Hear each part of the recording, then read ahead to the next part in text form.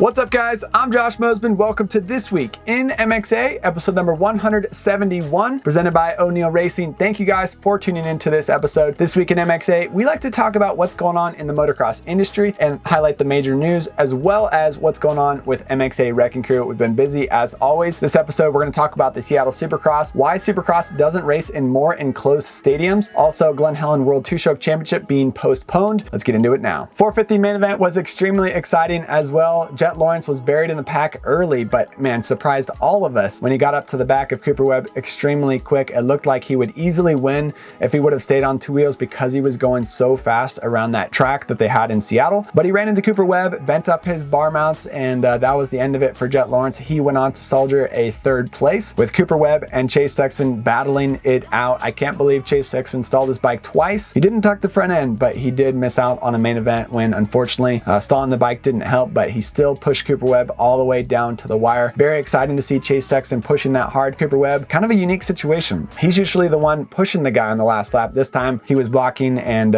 keeping that number one position. So cool stuff from them. Also brings the championship much closer now. 16 points separates Cooper Webb behind Jet Lawrence in the championship. Talking about the 250 class from Seattle Supercross, I have to mention my little brother, Michael Mosiman, scoring the fastest lap time of the day in the 250B practice at Seattle. So because of the rain, they canceled press day riding on Friday and they canceled the free practice on Saturday, which meant that they went straight into qualifying. The 250B group was the first group on the track. They had the smoothest track out there. Because it was so muddy and rutted, my brother was able to log a 51-second lap time and score the fastest lap of the day in the 250 and 450 class. Kind of funny, but of course there is an asterisk next to it because it wasn't the same track. The track was much more rutted, rough, and challenging and technical when the 250A riders and the 450 riders got on it after him, but still kind of a cool way to make your debut on the new Star Racing Yamaha. He came in with a sprained ankle, unfortunately. He wasn't even sure if he was going to ride on Friday, but ended up making the most of it and getting 6th in the main event. The big story was Levi Kitchen, hometown hero from Washougal, Washington,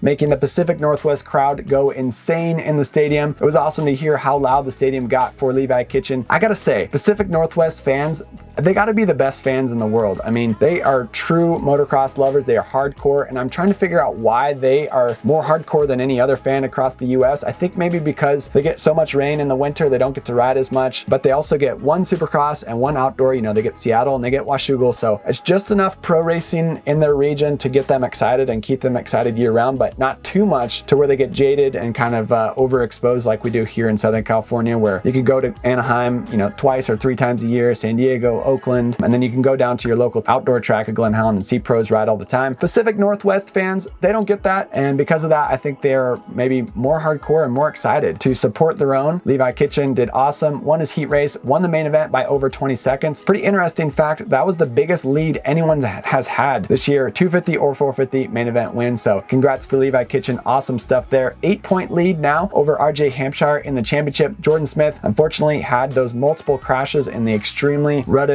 challenging, and tough rhythm sections. He is now 21 points back in this championship, so it went from a 3-rider chase to a 2-rider chase, but still exciting stuff for Levi and RJ Hampshire. One big question about the Seattle Supercross is why did FELD Entertainment choose the Lumen Field, the Seattle Seahawks football stadium, which is an open stadium, instead of choosing T-Mobile Park, which is the Seattle Mariners baseball stadium, which has a retractable roof. Now, I'm no expert, but Seattle, Washington gets a lot of rain, and I would think it'd be a smarter choice to use a stadium with a retractable roof over it to protect the track, and I think most fans would agree. Unfortunately, it's not as simple as that. I reached out to Dave Prater of FELD Entertainment to get the real answers and try to decipher exactly what's going on inside their head and why they chose Lumen Field. He explained to me that they're very happy with Lumen Field and they're not planning on moving away from there anytime soon. Well, why did he say that? Well, a big reason was baseball season. Baseball season, the opening week for the Seattle Mariners started on Sunday after the Seattle Supercross. That's one huge reason why they can't go to T-Mobile Park. But I asked the question, why wouldn't they go to T-Mobile Park earlier in the year when they could have the stadium to themselves? Maybe baseball's not busy. Maybe there's a weekend when it's open. Of course, one reason is that Anaheim, Arlington, Daytona, other big Supercross events have kind of set in dates that they can't move around, that aren't able to be moved around. So that was one big reason. But even more importantly was the Fan Fest. Lumen Field has an indoor Fan Fest, which is a part of the Lumen Field Seattle Supercross. It's easy for fans to go straight from the indoor pits into their seats in the stadium. They don't have to walk a couple miles down the road like they did at San Francisco Supercross or some of the other Supercrosses. So it's a huge deal for the Fan Fest to be close, easy for the teams, for the riders, and for the fans to be able to get up close and personal, especially the sponsors. They appreciate that as well. They love seeing fans walk through the pits. This year, Seattle Supercross had 58,000 fans and 58,000 tickets sold, and they had over 31,000 fans be able to walk through the Fan Fest at the Seattle Supercross, so that makes a big deal. T-Mobile Park, they do not have parking for pros. They do not have a place to put the Fan Fest. They would have to rent out the halls, the same halls that they use at Lumen Field, park the riders in there, put the Fan Fest in there, and then the teams would have to ride their bikes down the street to get to the T-Mobile Park. Yes, it is very close, probably closer than the pits were at San Francisco, but it would still be a hassle. It'd be hard for fans, and also would be difficult for scheduling.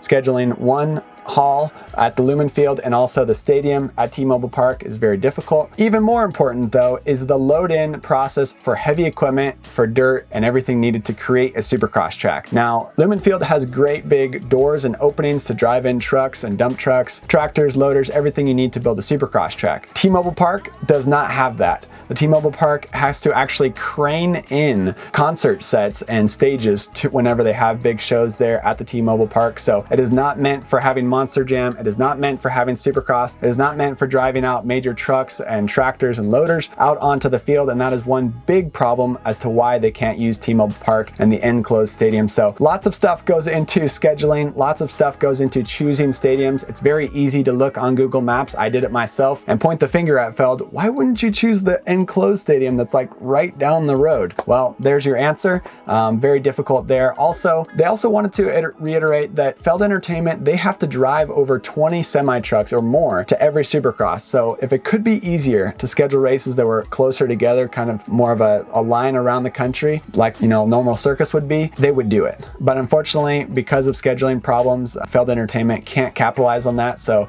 the teams last week had to race in Indianapolis. This past week, they raced in Seattle, Washington, and now they're headed to St. Louis, Missouri this next weekend. So lots of money and gas for the teams and especially for the privateers. But you got to think about it. FELD Entertainment is paying that same money for their own trucks to travel across the country as well. Also, if you're not playing the MXA Fantasy League app, you need to download it. It's free to download and free to play. This last weekend, Flying W number 1111 scored the big win from the MXA Fantasy League at the Seattle Supercross, winning the OGO gear bag. Awesome prize there for him or her. I don't know if it's a boy or girl, but they scored 298 points. That is a record for the MXA Fantasy League app. He picked all 6 riders in the 250 class almost perfectly. First, second, third, fourth, all perfectly. And then my brother, he picked him for 5th, he got 6th, and he picked Carson Mumford for 6th, he got 5th. So congratulations to Flying W. Winning that OGO gear bag is pretty awesome. This weekend, we're giving away some 100% goggles to the winner of the MXA Fantasy League app from the St. Louis Supercross. Of course, the end of the year, after the entire Super Motocross Championship, we're giving away a Triumph TF250X, a full set of Maxxis tires for your van or truck to get you to the track in style and safely. We're also giving away a full $500 shopping spree to Boyson. So pretty awesome there. Thank you guys for tuning in. MXA Fantasy League, free to download, free to play. See you over there. Big news coming from Glen Helen Raceway. The World Two-Stroke Championships have been postponed.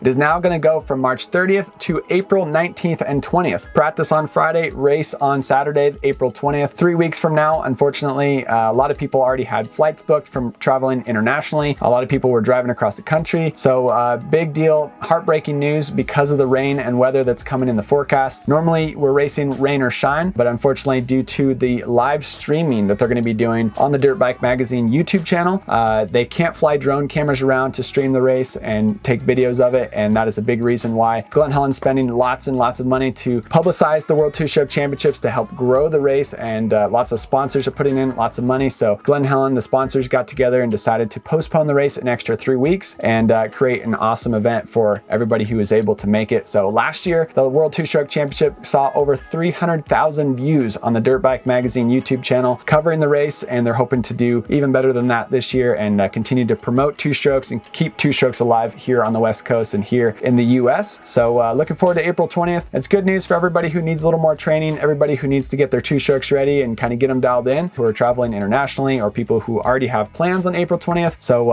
hope to see everybody there, and hopefully turns out for a good, dry, sunny race on April 20th. That's all for this week in MXA, episode 171. That is my number. So I can't believe we've done 171 episodes every single week now for a couple years. So this week in MXA, appreciate you guys tuning in. Also, if you haven't yet checked it out, Trevor did a funny interview video asking pro riders, mechanics, team managers from Seattle what they think is more important, a better work ethic or a better personality. That's kind of a fun one on our YouTube channel. Check it out. Thank you guys for watching. See you in the next video.